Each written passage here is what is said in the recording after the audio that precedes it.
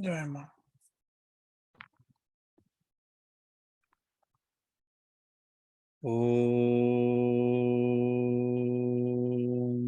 Mangalam Gurudevaya Devyam Atviksha Mangalam Mangalam Bhakta Brindevyo Sarva Lokaya Mangalam Stapakaya Chadharmasya Sarvadharma Sarupine Avatar Varishtaya Ramakrishna Yate Namaha Jananim Sharadam Devim Ramakrishnam Jagatgurum Parapadmetayo Stritva Pranamami Muhur Sarashiva Samarambam Shankarachara Madhumamashmarachara Prayantam Vande Gurum Paramparam Guru Brahma Guru Vishnu Guru Deva Maheshwara Guru Deva Param Brahman Tasmai Shri Gurave Namaha Bhadrakali Namo Nityam Saraswati Namo Namaha Veda Viranga Vedanta Vidyasthana Yevacha Sri Ganesha Sharada Guru Vyo Namaha Hari Om Jai Ma Jai Ma.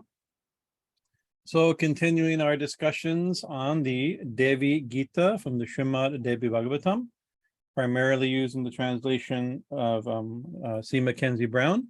I pull this book up every time, but in case people are looking for it, a clean translation and some useful, it's annotated and has some useful commentary. There are a few books out there on the Devi Gita that's for students.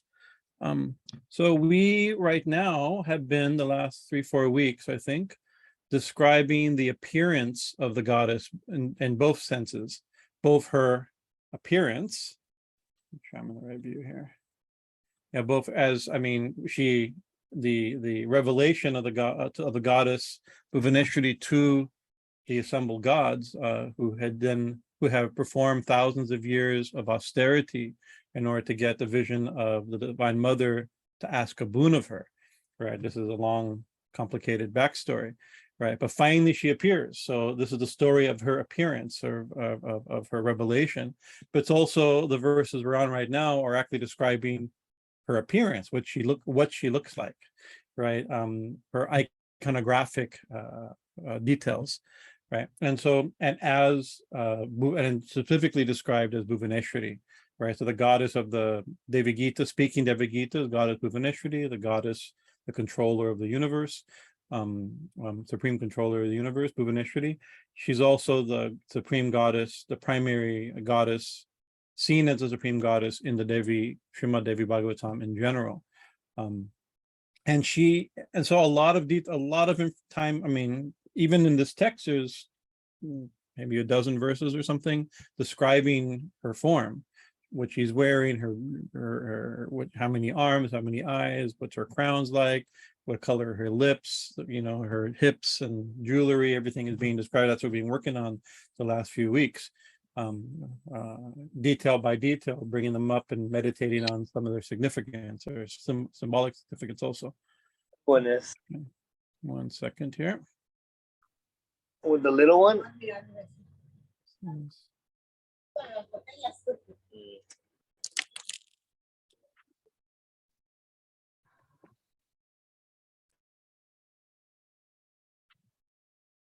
Okay, sorry.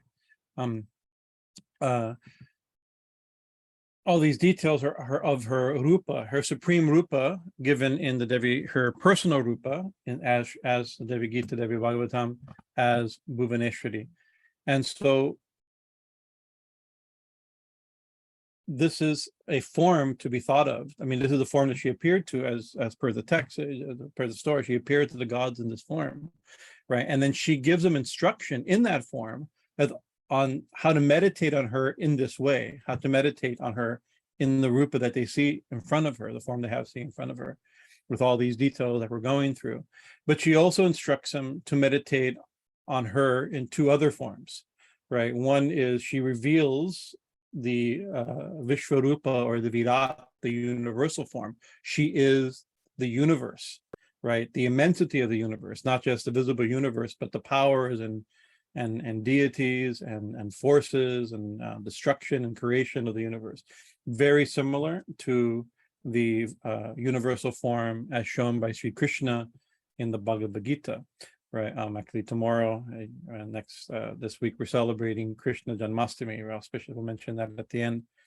If I forget, please remind me. It's an important holiday tomorrow. So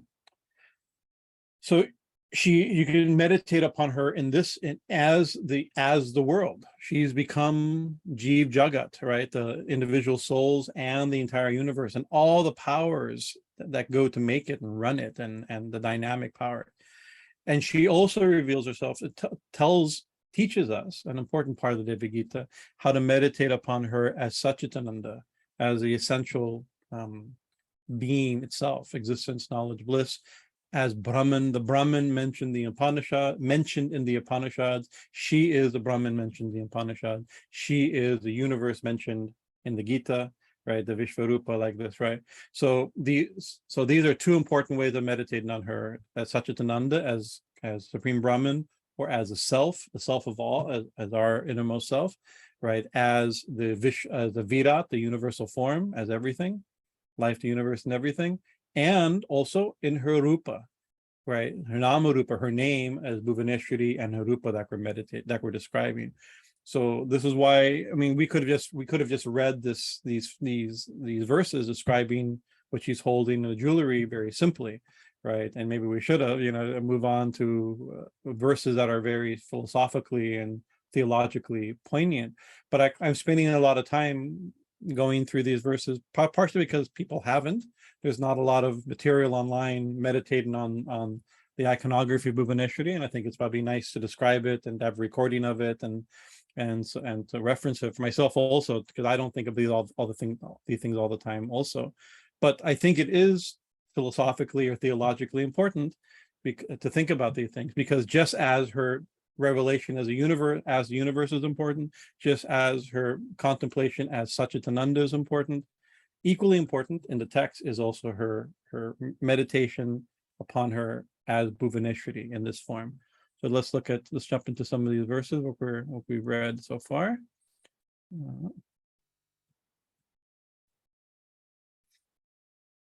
So she first appeared as an infant pillar of light, and then she took on the form of a beautiful woman. We're backtracked to verse 31. She was exceedingly beautiful in limb, a maiden of freshness of youth. And we'll just read the verses that we discussed so far so we can see the whole picture. So not to pick up with an earring or something, or see the whole image. Her full upraised breast put to shame the swelling buds of the lotus. Her girdle and anklets jingled with clusters of tinkling bells. She was adorned with a necklace, armlets, and bracelets of gold, her throat resplendent with a chain of priceless gems. The locks of her cheeks shimmered like black bees swarming on delicate kateka flowers. An exquisite line of down on her midriff enhanced the charm of her shapely hips.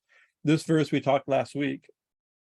Since that, somebody posted on the discussion comments on the YouTube page, right? Perhaps more detail on that line of hair that we mentioned is very often, goddesses are often described.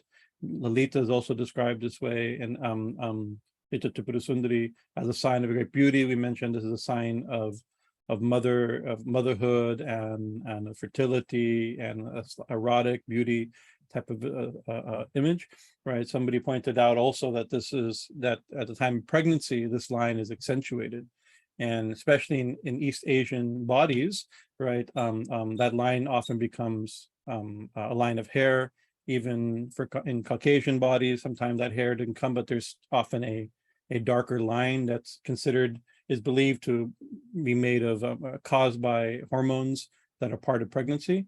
So maybe even that line, that may be one of the reasons why it's considered a symbol of fertility and feminine beauty, is that it shows pregnancy or motherhood, something like that, which is interesting. The Lina Negra, which I had not heard about, but I wanted to add it to my notes and not let it go, because it's another point of perhaps part of the aesthetic triggers of that image, right? What it's supposed to bring to mind. Where are we here? She was chewing tambula mixed with bits of mint camphor. That's a betel nut roll we talked about last week. A pendant earrings of shining gold graced her lotus face. So I think that's where we left off. So today, what do we have? Ashtami Chandra Bibhambaha Lalata Mayata Bruvam raktāravinda-nayanām-unnasāṃ madhu. I'm going to read it in the place where I can see it a little better. Hold on. My eyes aren't good today. Madhurādharām. There it is. Madhurādharām. I can see it there. So above, as per his translation, above long eyebrows, her forehead shone with an image of the crescent moon. Her eyes were red lotus petals. Her nose dignified. Her lips like nectar. So let's start with the long eyebrows, her forehead. Above her long eyebrows, her forehead shone with an image of the crescent moon.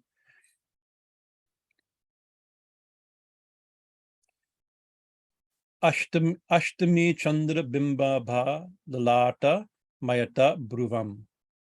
Ashtami Chandra. So here we see the word crescent moon. That's here in the Sanskrit, it's Ashtami Chandra. So Chandra means moon, and Ashtami means the 8th day. So it's actually an 8th, specifically mentioned, not in the translation, but it's specifically mentioned an 8th day moon, right? So her forehead has above her long eyebrows. There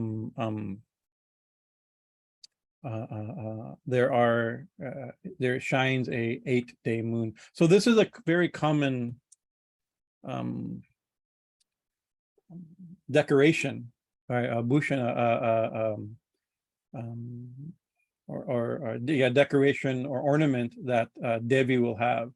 And of course, the most common, maybe the most popular, when we think of the crescent moon on the forehead, we think of Lord Shiva, who has a crescent moon. Almost always his iconographic detail is that Lord Shiva has a crescent moon on his forehead. And the fact that Devi is shown with a crescent moon on her forehead, the simple connection is that she's connected to Shiva, right? Either as the consort of Shiva in many traditions. In this text, she is also the consort of Shiva, or should I say Shiva's her consort, right? She's supreme, and Shiva gets his power by being related to her in the Devi Bhagavatam, Devi Bhagavatam. But also by showing, but it's like when she has a crescent moon, that means she's Shiva, right? So she's Shiva, right? There's Shiva and Shiva, Bhava and Bhavani, right? There's or Bhuvaneshwar and Bhuvaneshwari. So Shiva, right? Text is not here, but there's a common conception. Shiva could mean the Shiva and Shiva. That long A makes it feminine. So there's a name for the Devi, Shiva.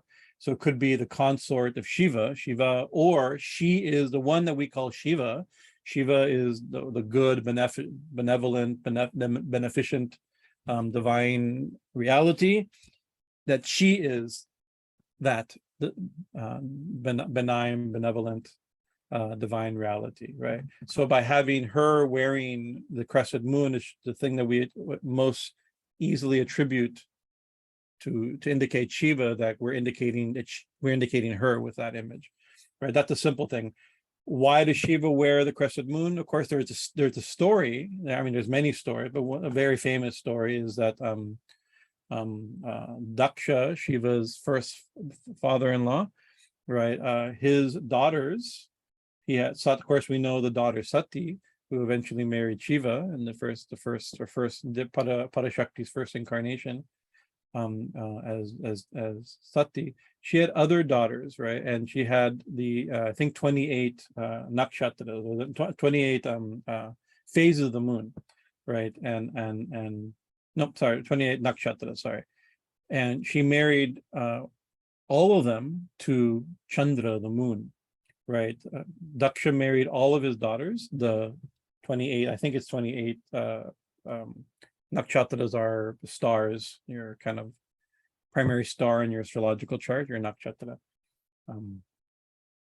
So Chandra, the moon, his favorite was, I think Rohini was his favorite. I may get these, it's not super important, but I think pretty sure it's, if I remember properly. which is unlikely. Rohini is his favorite. And so he gave undue importance to Rohini.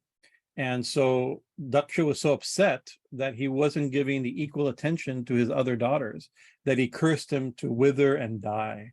And therefore the beautiful full moon began to wane, right? It's thinner and thinner and thinner until on Amavasya day, on the dark moon, he was almost about to die. The day before Amavasya, he was about to die, right? And then they prayed to Lord Shiva, and Shiva agreed to take him and wear him on his head, right? And Lord Shiva is eternal life. He's Mrityunjaya, that which brings life to death, that which resurrects life, right? He's eternal life itself. So as the moon wanes and becomes almost dies, it again touches Shiva and then begins to wax again and begins to fill again. So each one of those days, are the 28 days of the waxing and waning moon that the moon agrees to be connected to the different daughters of Daksha. So that's one kind of the main, most popular story of Shiva's moon or the moon on Shiva's head. But that story, I think, supports the main symbolism, the main meaning, the story represents or supports or reveals the main meaning of the Shiva's moon, and that Shiva's moon waxes and wanes, right? And so the waxing and wane means it withers away, it changes, right? And just like we look at the moon seems full, and then it gets smaller and smaller and smaller and smaller, and then it gets bigger and bigger and bigger and bigger, and smaller and smaller and smaller and smaller, bigger and bigger and bigger and bigger. So it's a great symbol of changingness. Right. So it's constantly dying and being reborn. Right. It's a great symbol of time and of birth and death. Right. It's also a symbol because the moon almost dies from aesthetically or visually, right? Not actually. And again, becomes alive again and thrives again. Right. So it's the same moon that's dying and being born, or withering and waxing and waning, withering and growing, right? But it's also the same moon. That means the moon's eternal. So it's a great symbol of both change and time and of death and growth, as well as that which is unchanging.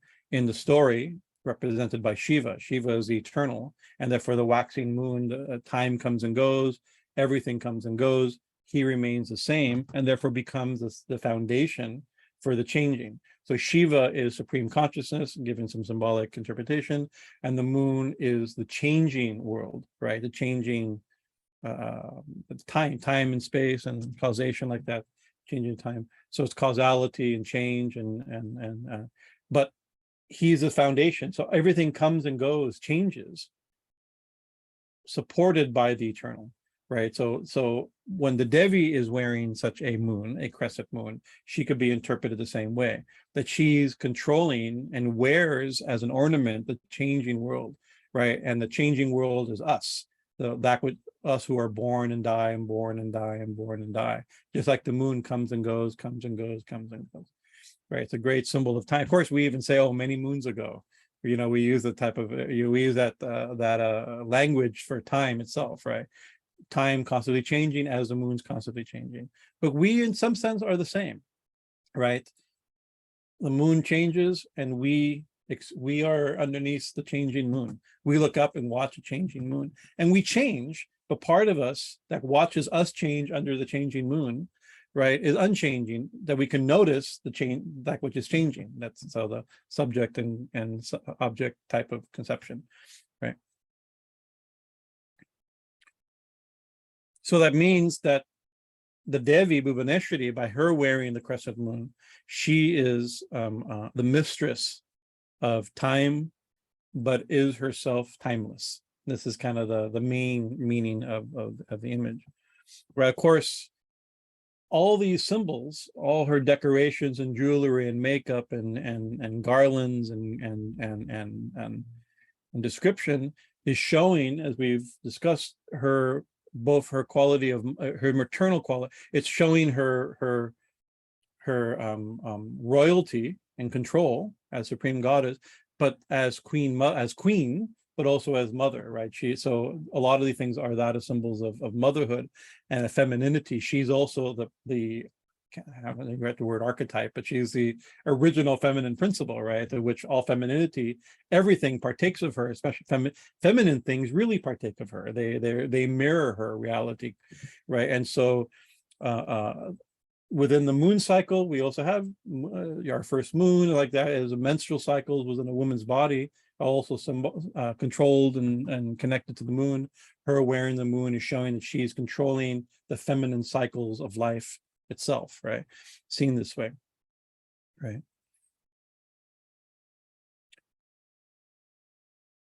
An 8-day moon, very interesting, because we usually think of Shiva wearing, and in art we'll see Devi, when Devi is shown wearing a moon on her forehead, it's also a crescent moon like Lord Shiva. And Lord Shiva is seen to wear a 2-day moon called Dvitiya Chandra, right? Because the second day after the dark moon, after Amavasya, is the first day that you can see the moon, right? On Amavasya, there's no moon. On the first day after Amavasya, there may be a moon, but it's not visible. It's too slight to be seen by the human eye. By the second day, you can see it if the weather's okay. And it's even listed on a Hindu almanac. It's called Chandra Dvitiya, and it's the day you're supposed to see the moon. I would miss it both by dullness of forgetting that it's a day in Prasadip, but also look up at the sky and I don't notice things. But Swami Ambikananda, he's very good. He always finds it and always comes and gets us, Usha and myself, to come out, and we have darshan of the 2-day moon, Shiva's moon, right? So the 2-day moon is usually what we see as that crescent moon, right? Because that's the most crescent you can see. That's the finest crescent you can see. But actually, crescent is all the days from the second day, right, up to the 8th day, because the 8th day is half moon, right? So an ashtami, what's the term? Ashtami Chandra, an 8th-day moon is a half moon, right? So so from 0 or from day 2, really, right, up to the 8th day, you're going to see some version of a crescent.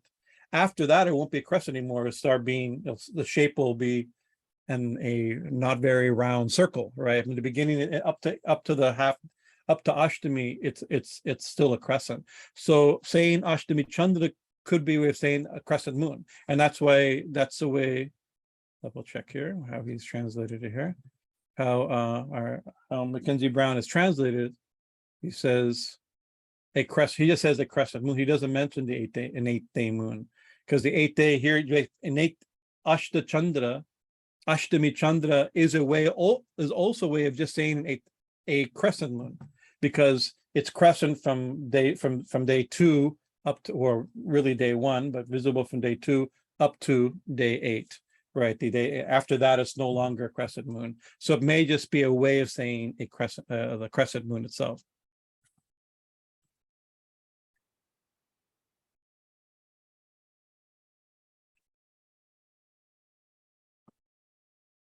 But let's take an Ashtami Chandra seriously. Let's take it as if it's a true, and it's exactly a half moon, exactly a half moon. That has its own symbolism, right?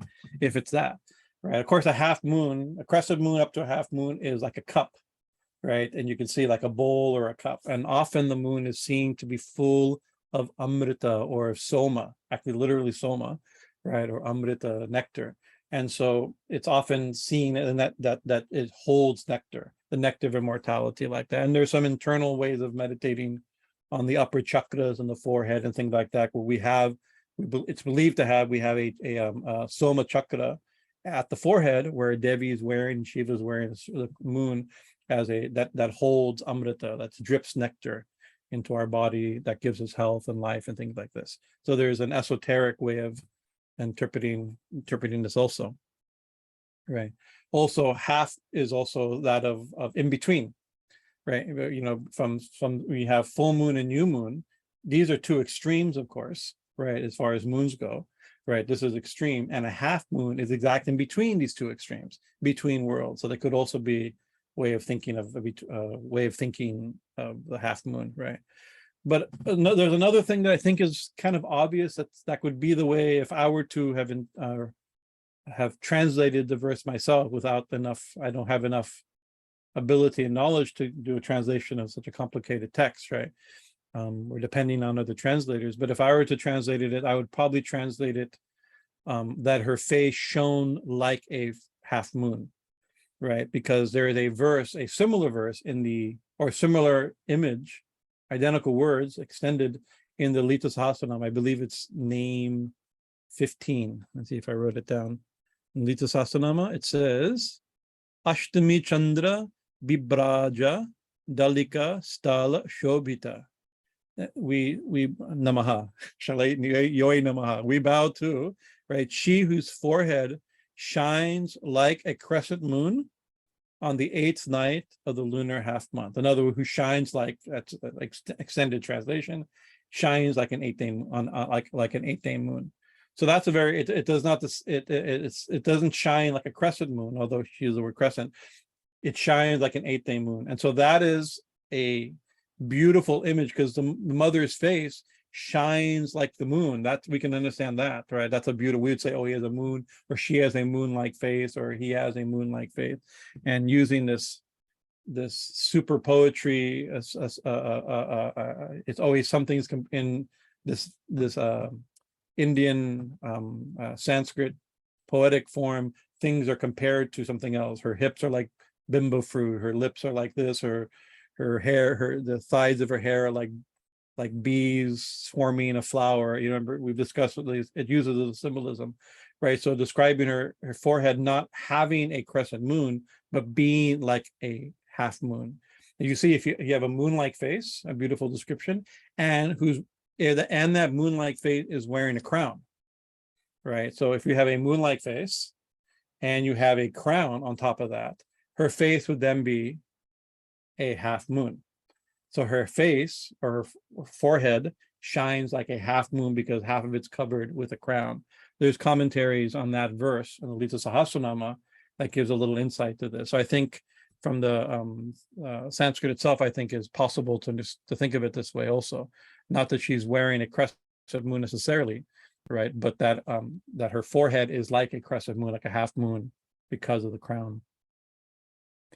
Because it says Ashtami Chandra Bimba Bha Mayata Bruvam, that her forehead her forehead resembles a crescent moon. It doesn't actually, from what I understand, it doesn't say it has a crescent moon, right? But because she is often seen as in all paintings and images of her as having a crescent moon on her forehead or on her crown, right, or her crown being crescent moon shaped, right? That I think that one way the way he interpreted it is that she has a crescent moon on above her forehead, right? So I'll leave it at that. There's also I read in one commentary that there's a Samudrika Shastra. Samudrika Shastra is the ancient science or tradition, knowledge system of interpreting bodily features, right? And so this is an outdated, perhaps, an endeavor, right? But the ancient world looked at this as like if your ears are compared to your eyes, how big your nose is compared to your chin, it's supposed to say something about you. I think we would probably not use this method anymore. There's obviously a great potential for misuse and abuse, and it has been used this way in recent history, right? But there is a science of that, and there it describes, as per the one commentary note that I saw, that having a half moon shaped forehead or Ashtami Chandra shaped forehead, right, is a indicator of intelligence, right? So this could be an iconographic thing that she's very smart, right? That could be that simple description like that. Let's see what else we have here. Above her long eyebrows, her forehead shone with an image of the crescent moon.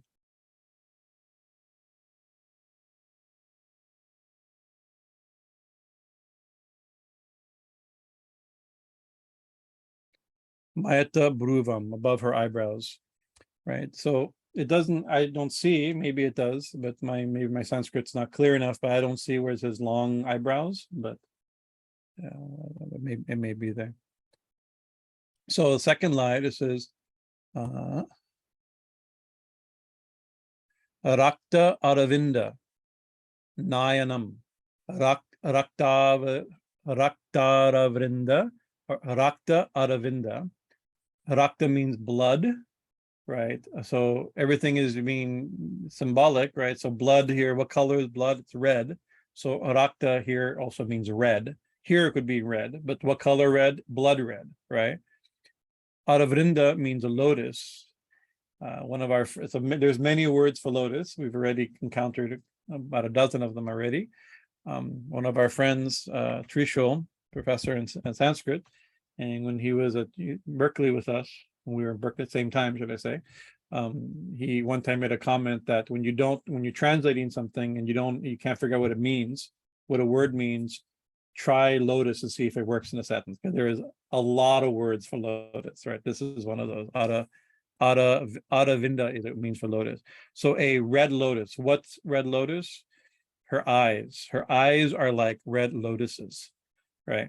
So this probably doesn't mean that she has two big lotuses for eyes, right? Or lotus-shaped eyes. It means lotus petal-shaped eyes, right? Because lotus petals, that shape of a lotus petal, right, is considered, again, in Indian aesthetics, very, very attractive, right? And so we say lotus-shaped eyes, or lotus petal-shaped eyes. Krishna, Pundaridaka, we say apavitra pavitro va sarva vastam gato piva yashvara pundarikaksham sabhaya bhayantasichihi. We use this as a purification verse, whether clean or unclean or in any condition, if one remembers the lotus-eyed Lord, Pundari, another word for lotus, Pundari-raksha. Pundari means, here also means lotus. Aksha means eye. Lotus-eyed Lord, one becomes clean and pure. So remember that Lord who has lotus-shaped eyes. Once again, not big lotuses, but lotus petal-shaped eyes, right? Another term that's used often, we have lotus petal-shaped eyes. We also have fish-shaped eyes, right? And that's Meenakshi, Meena-akshi. Meena means fish, Aksha means eye, Akshi means eye. She who has fish-shaped eyes. Why fish-shaped eyes? Of course, there's a famous goddess in South India called Devi Meenakshi, right? She who has fish-shaped eyes. And once again, the eyes, I mean, when I first read that, not knowing the poetic symbolism, I thought that she had, her eyes were shaped like fish, right? But it's not that. She has eyes like fish have eyes, right? Fish eyes also start in the center of their forehead, like where our eyes would be, and go way back, right? So they go way, way back, right? And so that's symbolic. And so, and often when you make a deity or painting of a goddess, you have eyes that often will go around the head. The eyes are so big that they don't fit in the front of the head. They're shown. Thank you. Oh, thank you.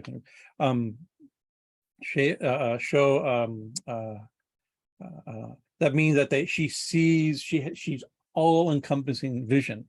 So very big eyes, very long eyes, like fish have, or like lotuses, like lotus petals. Long eyes are also indicative, symbolic of having broad vision. They can see far. I mean, I can see about. I have pretty good peripheral vision. That's about here. But they can see they can see behind them. That's the idea. That's at least symbolically. Whether or not fish can actually see behind them, I don't know. But that's what the image is meant to be.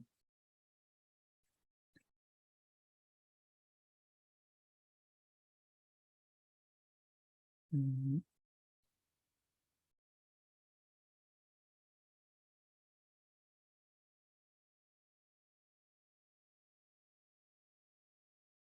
Comment on the previous half line where it says that she has on her long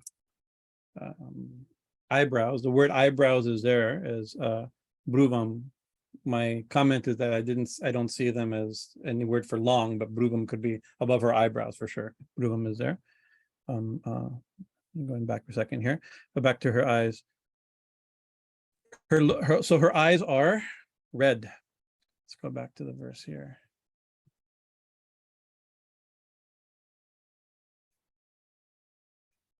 She has lotus-shaped eyes, but shaped like a red. Of course, red lotus may have a slightly distinct shape. I don't know, but the red's important because red is a color of Shakti, right? Goddesses often we use red a lot in the symbolism of goddesses because they're the color of Shakti, of prana, of blood. Here, raktāravinda, so blood red. So obviously, the blood red is a symbol of something full of life, right? Prana. So she's Shakti. Right. So red eyes, when you think of somebody who has red eyes, right, there could be really angry, right? So there's fierce forms where like Kali is sometimes seen with red eyes to show anger, right? It also represents passion, right? So it's symbolic. Somebody with red eyes is somebody whose eyes are full of passion. So the Shakti and passion, and there's a lot of symbolism within her of, as we mentioned, of eroticism, of a passion, of motherhood, of all these different things that make her that Pada Shakti, supreme goddess, supreme mother, supreme energy, right? So it's passion. Or Rajas, right? In the three gunas, red, white, and black are symbolic of the three colors, are the three gunas. Red is passion, Rajaguna. Right, but it's also maybe her eyes are red because it's like red petals, like red lotus petals. That's what it says, right? But also, even like if you have like we have our Ma inside the temple, Kali in the temple does not have red eyes, but she does have lotus-shaped eyes, beautiful eyes, right?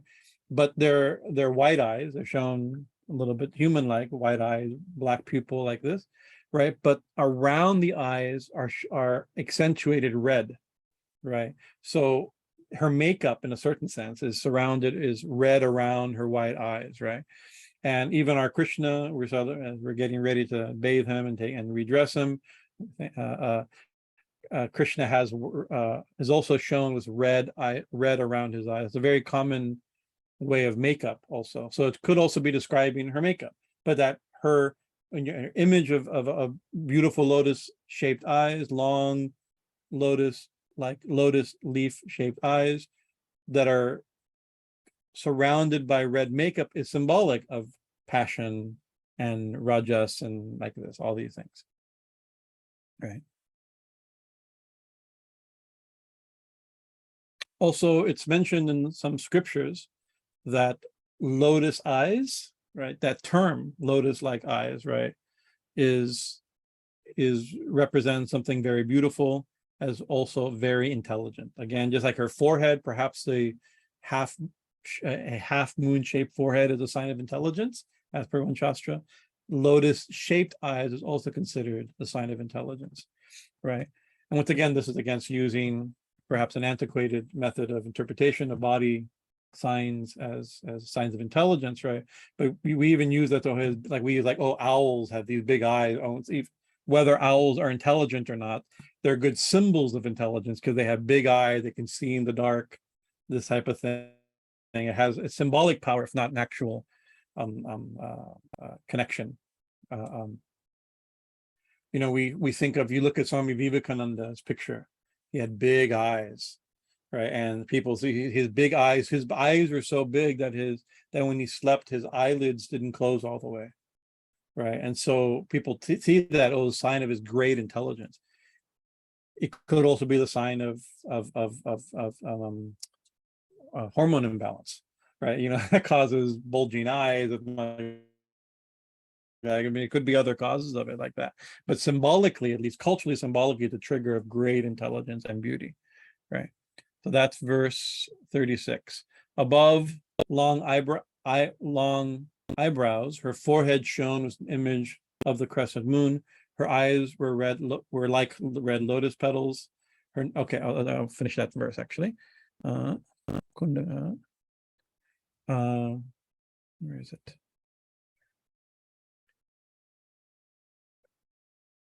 Unnasāṃ. Nasham is a very prominent nose, right? She used he says dignified, her dignified nose. It's a prominent nose, means in a certain sense a big nose, right? With this again, this is a cultural sign of beauty. Different cultures have different ideas of what's beautiful, and different people have ideas of beautiful. But somebody of a very prominent nose is considered a sign of dignity and good breeding and things like that. So a good nose, a large nose, right? My family, I think, has dignified noses. We're also in that category, right? And then it says, very beautiful. He's translated as her lips like nectar. Her lips like nectar. Her nose dignified, her lips like nectar. It says madhurādharām. Adharam means lip, madhur means sweet or honey, right? So honey, we could say sweet lips, right? Honey like lips, right? You know, and so the idea that somebody has honey like lips is also a romantic or an erotic image, right? You taste somebody's lips, the honey off somebody's lips. You know, we have that type of image, right? So she's the Queen Mother, like, but also all her symbolism is also that of the freshness of youth and of romantic ideas of beauty, right? So here he's translated madhur as nectar, right? The literal meaning is sweetness or honey, like this. So verse 37. What time are we? Okay, we can do verse 37, I think.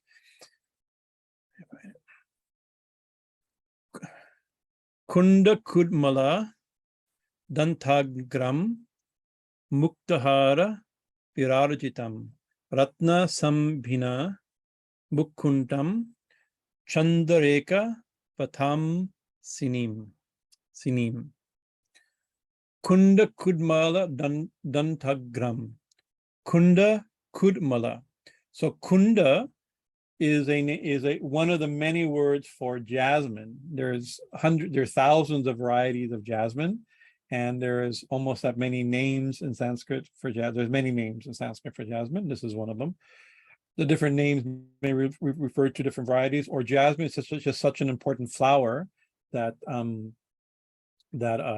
many names are attributed to it. In the next verse, we can describe more about what jasmine represents. Here, she's not describing anything jasmine, describing her teeth, which are like jasmine, like a garland of jasmine. Kunda-kuḍ-mala, kuḍ-mala.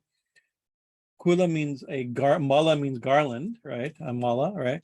And kuḍ-mala means of buds, so of jasmine buds, right? So just like a mala, a garland of closed jasmine flowers, a sign of extreme beauty, right?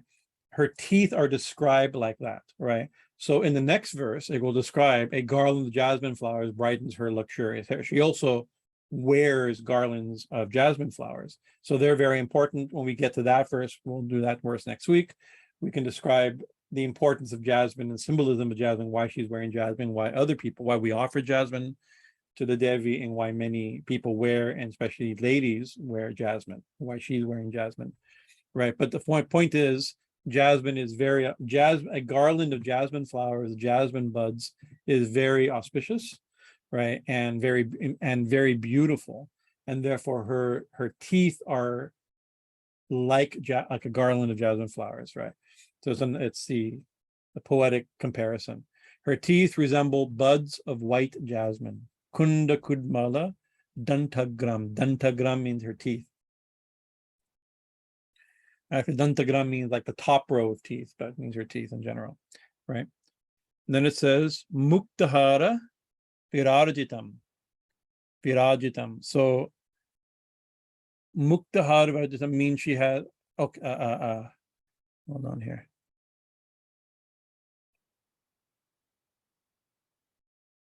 Kunda-mala. I forgot when oh no, it's here. It's the second line here. A string of pearls adorns her neck. I'm looking in two places and you couldn't focus on the line. Sorry. A string of pearls adorned her neck. Muktā-hāra. Muktā-hāra means a necklace, a pearl necklace. Mukta is one of the words for pearls, right?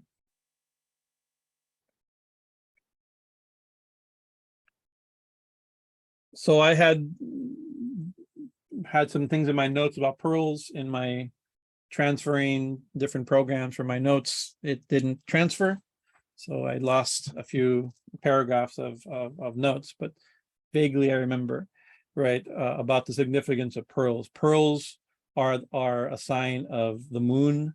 They're a sign of water, and therefore and a sign of femininity also, right? And they're connected. We use pearls. We wear pearls. Actually, believe that they have an astrological benefit because of the connection to the moon, right? And they're connected, especially not to the moon. And the moon is, of course, in Hindu, the deities understand that we see the moon as Chandra, which is a male deity, right? But the moon is also the goddess, right? It's also feminine. We look at the moon and we think of the sun being masculine and harsh and hot, right? And the moon being cooling, things that we attribute feminine qualities when we category qualities in gender, right? The moon is seen as a symbol of femininity and feminine, gentle, cooling power, right? So the moon is also connected to the pearls connected to the moon are therefore connected to the mother, right? Like I myself wear, I wear a large pearl, right? Because of an astrological thing connected to the moon. That's also connected. I have a bad moon. I was born under a bad moon, perhaps, if you know anything about astrology, which I don't. My malignant planet is Chandra, which also means that there's connected to the moon is also connected to mother, right? So there could be problems with health and mother, or losing a mother early on with that thing in the chart, right? Or connected to the left side, right? So left side is the moon side, the sun and moon, Idam Pingala. So even health problems could be connected to interpreted astrologically, connected to the moon and the feminine part of our makeup, right? The mother part, what we get from our maternal side.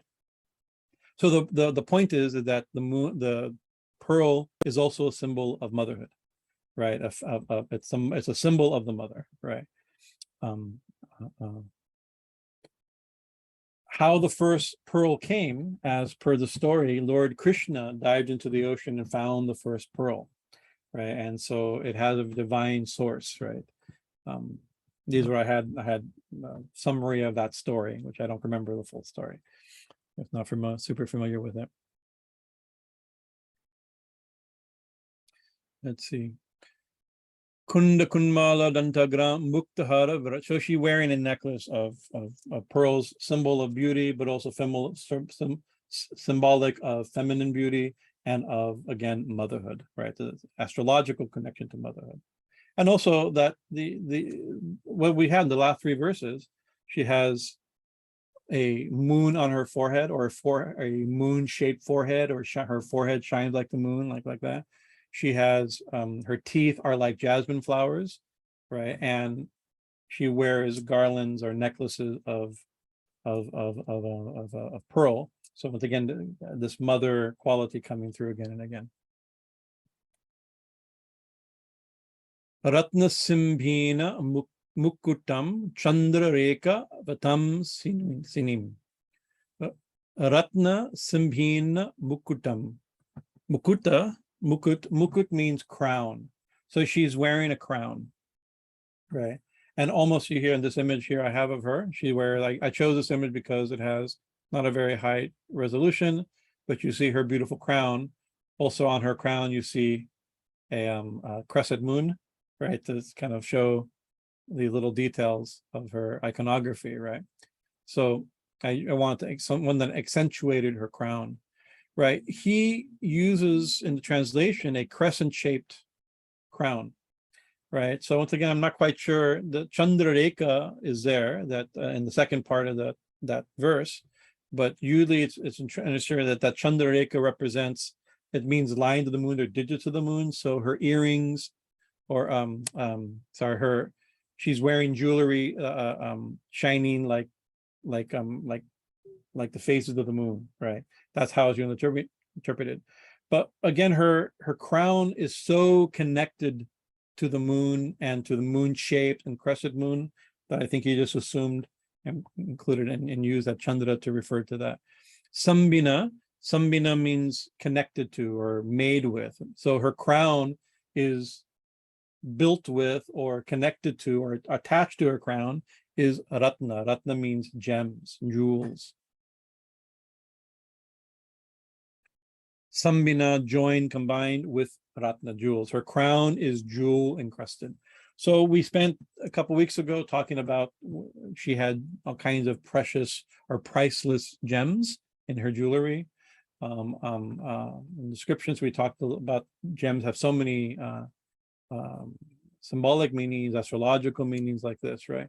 But gems are also, these are priceless things. These are extremely desirable things. A gemstone is a desirable thing, right?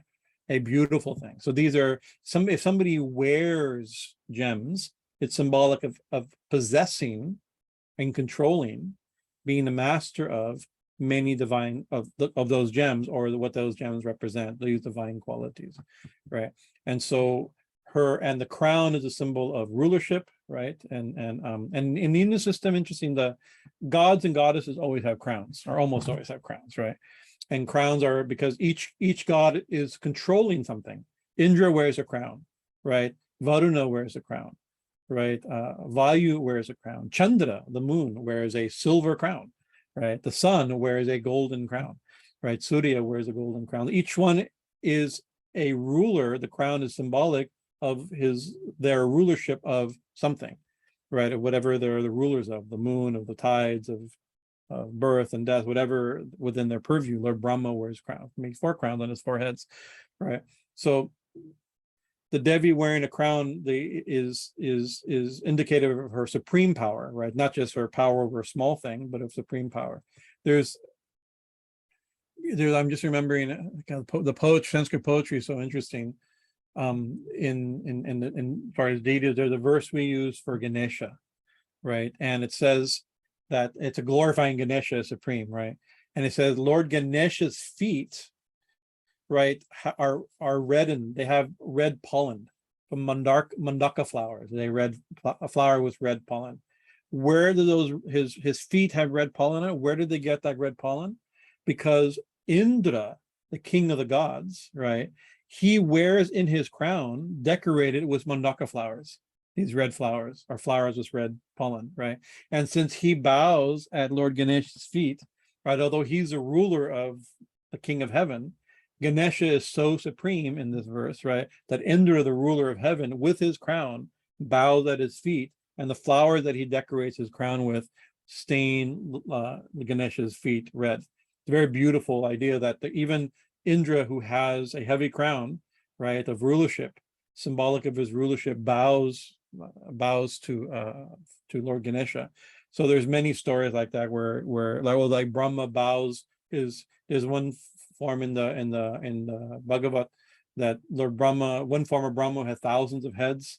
You know, when he bows to when he gets humbled by Krishna or by Vishnu, he bows, and all of his crowns, the sound of his thousands of heads or his foreheads, the crowns hitting the ground become a deafening sound, right? So although the crowns are symbolic of his power, he's so humble, or he's humbled by the supreme, in that story Krishna, in this story Devi, that the crowns also come down.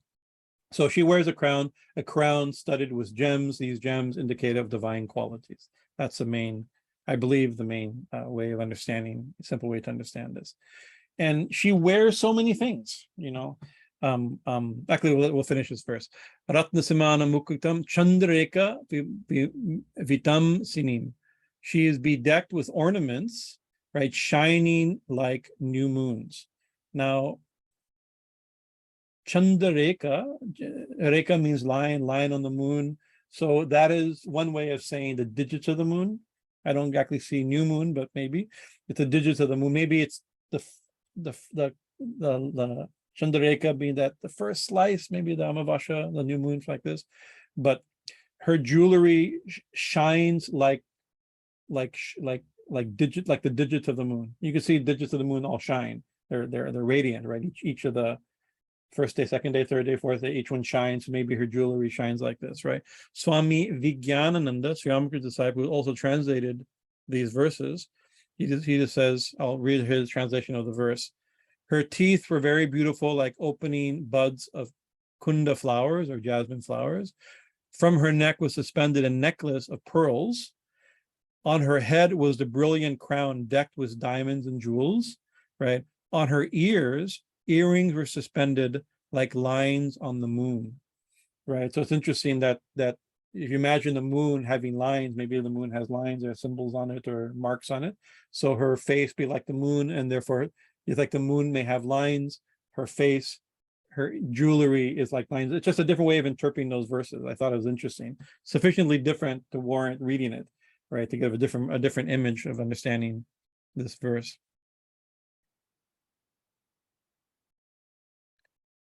He describes it as earrings, and the original verse, I don't think ears are mentioned, just describes her jewelry, right?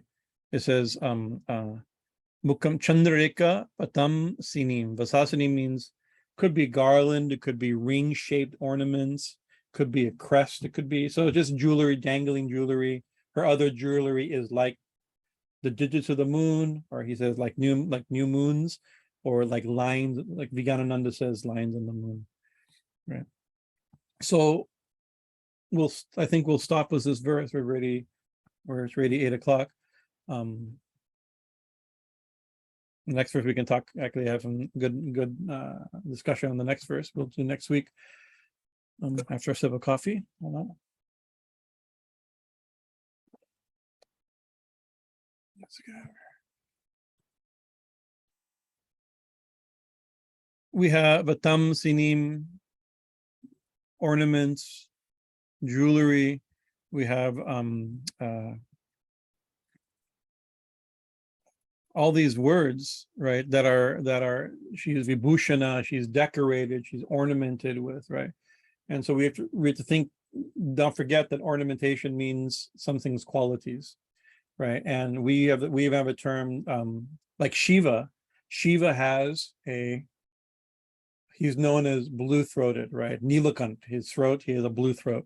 Where did he get his blue throat?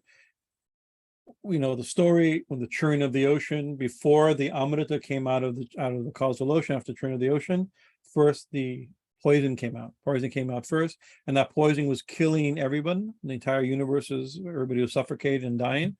So out of compassion, he drank the poison and held the poison in his throat, right, and turning his throat blue, and therefore his name is Nilakant.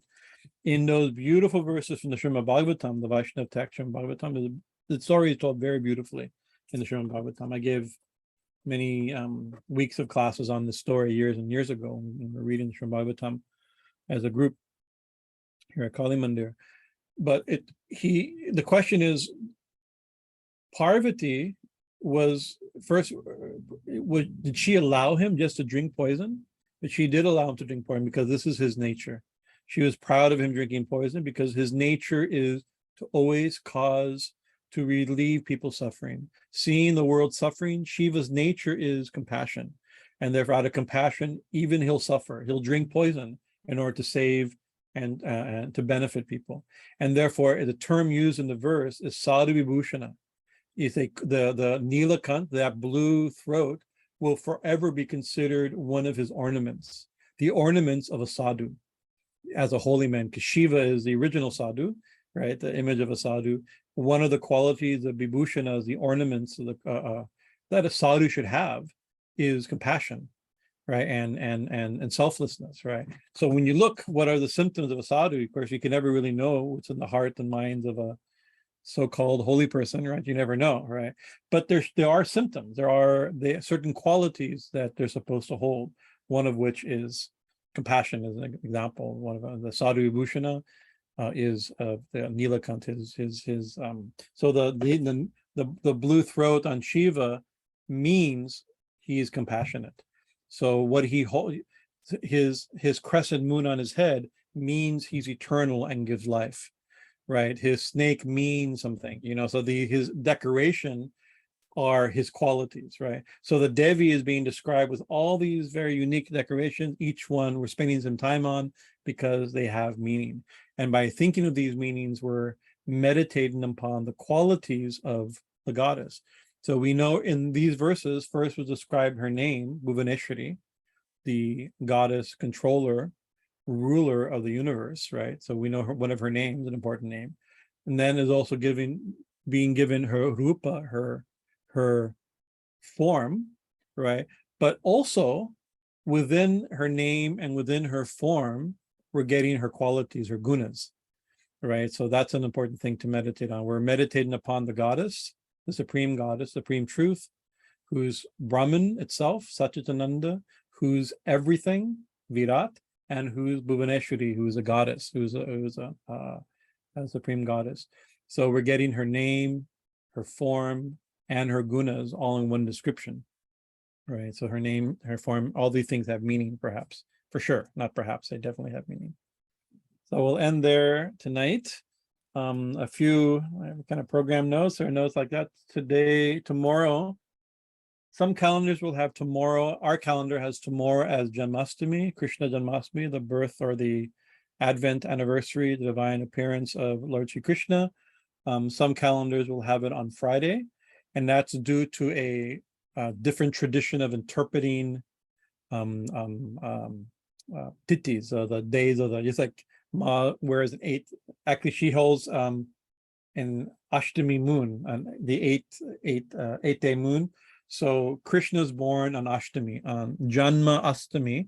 Janmashtami means Janma means birth, right? And Ashtami means 8. So Janmashtami is the festival when Krishna was born on the 8th day. Janma Ashtami. He was born on the 8th day. Well, we like to say, oh, Krishna wasn't born. The Janmashtami, we say you appeared, like that's fine, but Janma means birth. He took birth as per the name on the 8th day. So when do we figure out, how do we figure out the 8th day?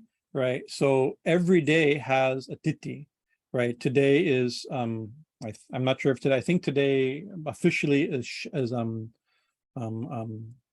the 6th day, right? And tomorrow will be Saptami, the 7th day, right? Because that is when the actual tithi is, the time that the moon phase comes.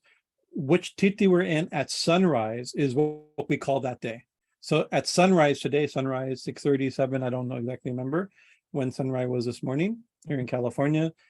We were in, I believe, in Shasti, the 6th tithi during sunrise. So the whole day we consider Shasti. Although maybe by now it's no longer Shasti. It may already be officially in Saptami, but because today is Shasti, we celebrate today as Shasti. So tomorrow is Saptami, and at sunrise. At sunrise tomorrow is Saptami, right? At 8:50 a.m., it moves into Ashtami, into the 8th day, right? At 8:50. So that's after sunrise. So the whole day tomorrow we consider Saptami, the 7th day, right? And tomorrow, day after tomorrow on Friday at 10:29, 10:30 in the morning, right, equals Ashtami will end and it'll be Novami, the 9th day, right? But that day, Friday, most people consider that's Novami, that's Ashtami because it was Ashtami during sunrise. That's generally how we figure it out, right? And so by that calendar, Friday is Ashtami because Friday morning at sunrise is Ashtami. But Friday night at midnight, when we celebrate Krishna's birthday, Krishna appeared at midnight, right? It will have been 20 something hours past, many hours past. It will no longer be Ashtami at night. It's already the next tithi, right? And so for Krishna's birthday, there's two different ways. The way we follow it, right? Kind of smart calendar is he's born, it says not on Ashtami, he's born at midnight. The language is important. When Ashtami Tithi was prevalent. So he was born at midnight during the time of Ashtami. So that midnight during the time of Ashtami will be tomorrow night at midnight, right? Actually at 10:55 in California, and at 1 o'clock in the morning, tomorrow late night or early Friday morning, right? So we'll celebrate tomorrow night. Friday night, in our understanding, Ashtami will have passed. It would have been, we're on the wrong night, right? But just two different ways of figuring out. The same thing happens for Nadashinga. Nadashinga was born, appeared at sunset when Chaturdasi was prevalent on the 14th day, right? So that's when that's figured it out. So there's two calendars, two ways of figuring it out. Sometimes they're the same, sometimes they're not the same. I think last year they were the same, or the year before they were the same day. They're not the same. There's another way of figuring out Janmashtami, because Krishna was born when Ashtami was at midnight, when Ashtami was present, and Rohini was the ascending star, right? So Rohini is not the ascending star tonight or tomorrow or the day after, right? So if you go onto some calendars, they say Janmashtami without Rohini. So that's inauspicious, because that it's sometimes they match, sometimes they're a month apart. So some temples and there's some Orthodox temple in South India will follow it. Will have already celebrated it. Well, last time in Rohini, earlier this week or last week, when Rohini was the star, the nakshatra, they would have celebrated Krishna's birth as per his nakshatra, right? Sometimes many times they match, which is very exciting. And we find when Ashtami is prevalent and Rohini is the nakshatra, that's a great time to worship Krishna, the birth of Krishna. So we're celebrating tomorrow. Many people, the ISKCON temples will be celebrating most likely. I haven't looked at the calendar, but I probably most likely on being what I just said, they follow the different way of interpreting, so they will follow it on Friday. Both days good. There's another holiday, right, that's celebrated tomorrow as Kali Jayanti, Adya Kali Jayanti, right? Now, this Kali doesn't have exactly a birthday, but each of the Dashmahavidyas, including Bhuvaneshwari, has a Jayanti day where she appeared. The exact story when Kali, maybe it's from the Chandi or something like that. There's some story where she appears as Adya Kali, and that's listed on as Ashtami at midnight, right? Same as, so Krishna and Kali have a lot of, especially in the Devi Bhagavatam, Krishna and Kali are identical actually in Devi Bhagavatam, right? They're the same Shakti, they have the same Bij Mantra, they're born at the same moment on the same day, right?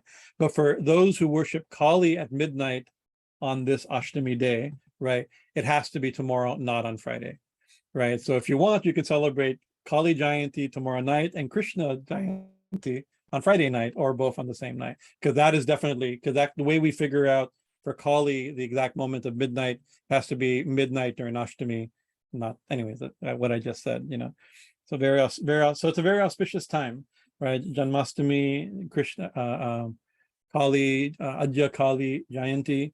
Also tomorrow is Kalashtami, right? And there's every month there is on the 8th night, also at midnight. We also celebrate that at proper midnight. It's a pregnant midnight tomorrow.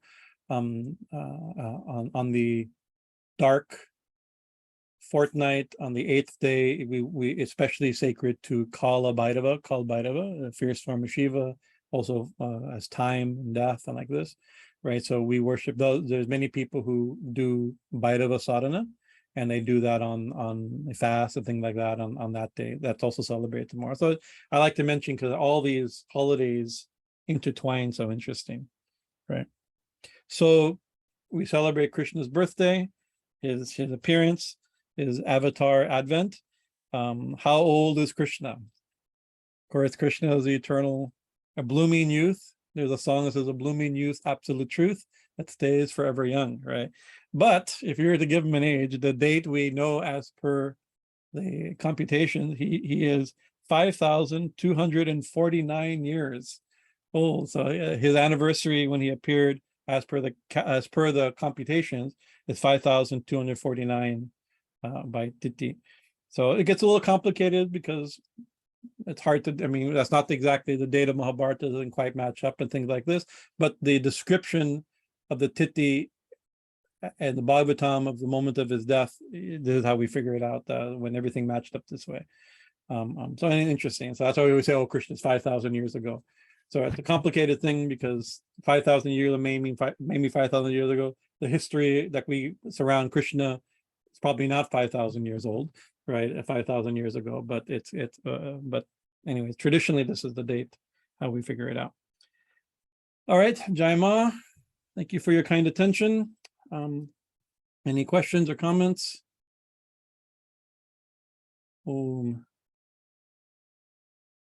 I see somebody posted, today is Shasti up to 9:50. You can figure it out exactly. Thank you. Makoto Ma has a question. Makoto, tell me.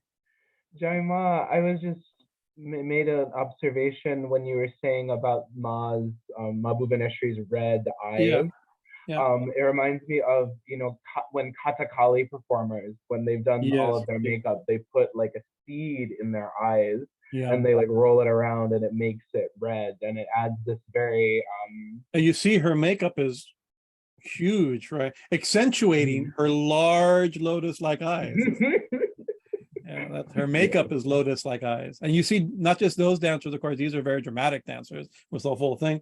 But, you know, we had just a few days ago, some Bharatanatyam dancer come and dance for Ma, or Odissi dancer. And when they put on their full makeup, also, whether or not they have lotus-shaped eyes, these two girls did, right?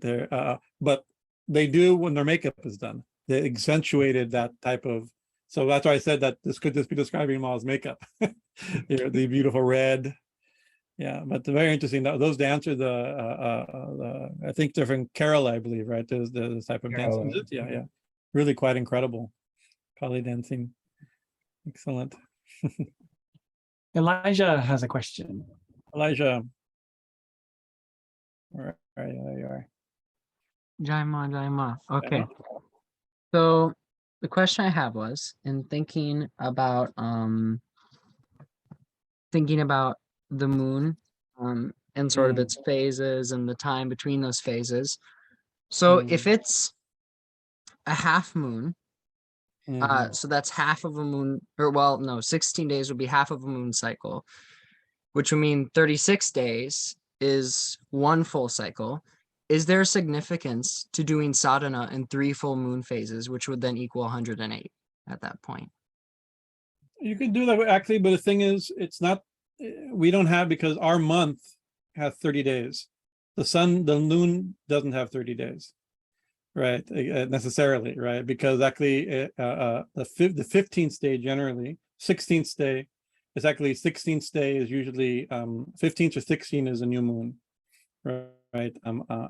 So is usually so 16 to 16 at 32 days, isn't it, or something like that? So it doesn't always match, you know, and the days like that. But you can think of it that way. I mean, I've never never contemplated the 3 months is 108 days. I think that's cool. I mean, our 3 months could be that way. You could start on a full moon and end on a full moon over 3 months. There's many important sadhanas that are done according to the moon phase, for sure, right? One of them that's going on now, or just some to the Vaishnava tradition is going on now. The Smarta tradition, I think it's just finished, or we're finishing, is the Chaturmasya, they call it the 4-month rain season, right? That follows the moon cycle also. There's also a fast called the Chandra-Vrat, where when I'm not encouraging anybody to do it, but I'll just describe it just to show how different sadhanas follow the moon cycle. And this is done it's done for purification of major mistakes, right? So you can imagine there are monks who perhaps do major mistakes, right? If you can imagine a major mistake that a monk could do, this is one of the sadhanas is supposed to do many times in order to rectify such major mistakes. You can imagine, you shouldn't imagine, but imagine if you were to imagine a monk doing a major mistake, this is one of the fasts to do. It's called the Chandra-Vrat, right? Actually, even by accidentally killing the snake, a sadhu is supposed to do this vrat, you know, right? If you step on a snake or run over a lizard or something, you're supposed to do this also, right? But so on the full moon, full moon is number 16, right? So you take on that day, once the day you'll eat 16 handfuls of food, you know, you'll feed yourself 16 times, right? And you do 1 mala of japa, or whatever, 10 malas of japa. It's like this, right? The second day, you'll eat 15 handfuls of food. and you'll twice the amount of japa, right? And then the third day you eat 14 handfuls of food, and considerably more, the number of japa goes up like this. And so by the time you get to Amavasya, you're completely fasting and you're chanting many hours of japa. And then you reverse that. The next day you eat 1 handful of food and reduce your japa. Next day, 2 handfuls of food, reduce your japa. And finally, by the next full moon, you're eating 16 handfuls of food, and you're doing 1 japa or 10 malas like this, 1 mala or 10 malas like this. So there's many sadhanas like that are tuned to the cycles of the moon. It's an example, but I'd never thought of it 3 times. 3 cycles is as 108, which is very cool. That last sadhana you talked about, that fast, that's actually, I remember actually reading about that a couple years ago in the Vachanamrita. It actually mentions it at some point, and it discusses. Well, the Vachanamrita is a book of instructions by Swami Narayan, of the Swami Narayan founder of Swami Sampradaya. Right, he includes, that's one of the vrats, I'm sure, for that can be done, or from I'm not sure if I remember if it maybe is when Sadhu makes a mistake, there is Vaishnava literature described like that, or it could also be done as sadhanas, in different types of, it doesn't have to be for great grievous sins that are known, just to be purify. They're sadhanas to dig into the subconscious and purify, dredge up old sins and burn them out. This is one of them. Interesting sadhana called the candra-vratam, the moon fast, or the moon vow. Om.